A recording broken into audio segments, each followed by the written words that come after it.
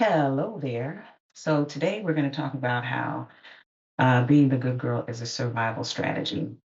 And I'm going to talk about it being a survival strategy in three different places. But as I head to that, um, this wonderful hat that was made by my sister makes me feel like orange blossom.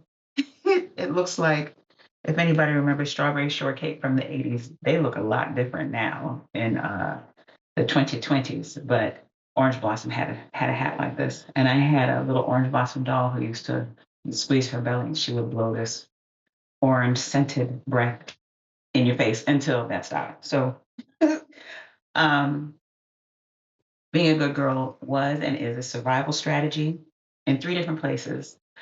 I've seen it in society, in community, which can include religious communities, and also in family. So I'll talk about how that has been true for me. So in society, and I've alluded to these and spoken to them explicitly, I think, in some places before, is in society, I'm clearly female and I am Black.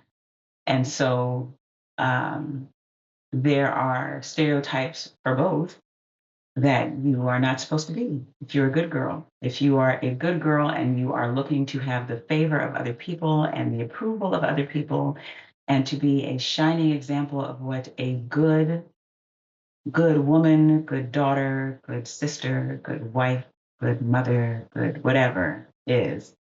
So of course, as a Black woman, the the need to avoid negative stereotypes of Black womanhood.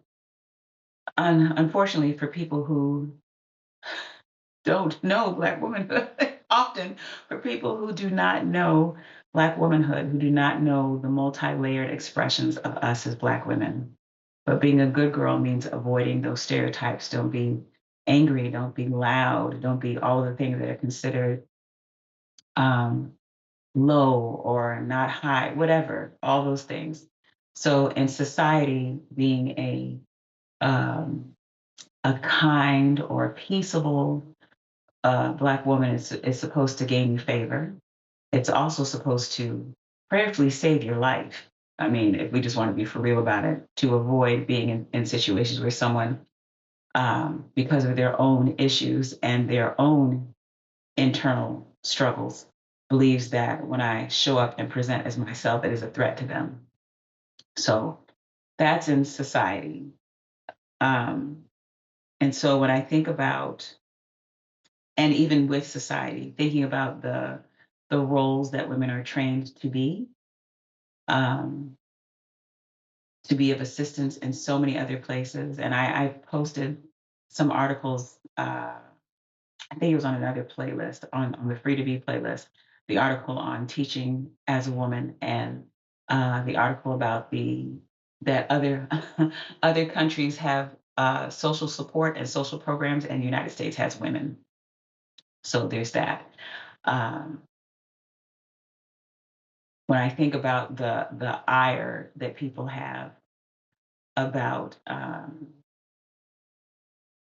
women not assuming roles that they feel like we should be in, they speak to it like it is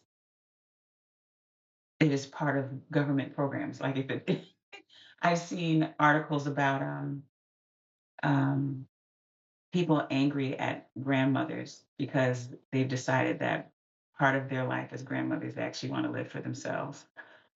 so so not being consistently available, ready all the time to watch grandbabies is an affront. And this is not to say that these women are not watching their grandchildren or not enjoying time with their grandchildren, but how dare they decide to enjoy their lives for them in any capacity. So again, other countries have social systems that support, and the United States has women. The other place is in community and religion. And so I've spoken to before, hearing the virtuous woman and how when you read that Proverbs 31 scripture, that it's um, it's how she's virtuous to everyone else. She's a good woman. She's a good woman. Um, and how in community, the role that you play as a a good woman, a supportive woman, a quiet woman, a peaceable woman, all those things, and the things that are supposed to add to your value because you are that way. Because it's easy for people to work with you. It's easy for people to secure your gifts, your talents, your abilities to help them move through whatever it is that they need to move through. It's easy to receive those things without having to give a whole lot in return, or without having to have a discussion on boundaries or a discussion on um, reciprocity, which is what I said a minute ago. But it allows for those things if you can be branded good and virtuous. Again, allowing your value to be decided by someone outside of you. And then family. So in family structures, in many different cultures, the oldest daughter is responsible for a lot. She is responsible for being the vanguard in the family, so being the example for other siblings of what you ought to be. She is expected to be the caretaker for everyone in the family, an example and care for younger siblings, care for parents. That is the assumption. The as families age, the assumption is that it is the oldest daughter who will take care. That that assumption is not often made, not that it never happens, but not often made for younger siblings or younger sons, um, and not always oldest sons. So there's that. And so in my family, I am the oldest daughter, which has meant be the example. Um, Whether sometimes explicitly, sometimes implicitly stated, be the example. The other thing is there's a couple of stories that I'm not going to go very deep into, but there was a point in our family's life where we were in a family therapy session in support of my sister, peace be upon her, who has transitioned. And what I remember feeling after that session was that the session was very painful. The things that were happening were painful for my mother. It was difficult for the whole family, but especially painful for my mother. And I remember feeling in that space, I don't want to be any additional weight to my mother. I want to be the best child I can be to not cause her any additional strain.